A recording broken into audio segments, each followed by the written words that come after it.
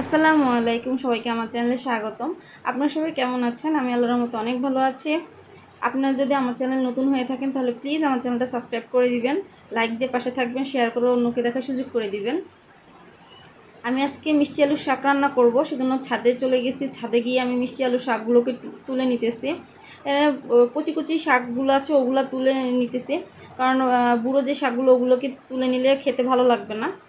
সেজন্য আমি কুচি ডগা দেখে এগুলো সব ভেঙে নিতেছি একটা একটা করে। এই দেখেন আমার মিষ্টি আলুর শাক তোলা হয়ে গেছে। এখন আমি এগুলোকে নিয়ে কাটবো, কেটে ধুয়ে ধুয়ে কীভাবে রান্না করতেছি সেটা আমি আপনাদের সবার সাথে শেয়ার করব। এই যে আমার শাক কাটা হয়ে গেছে। শাক কাটা হয়ে যাওয়ার পরে আমি এগুলোকে কেটে ভালো করে ধুয়ে নিছি।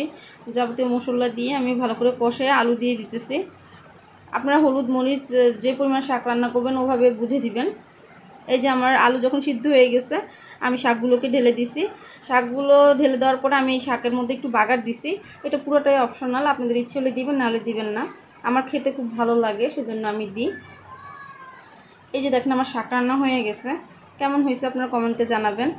আর আমার ভিডিওটা ভালো লাগলে প্লিজ একটা লাইক দিবেন। আল্লাহ হাফেজ।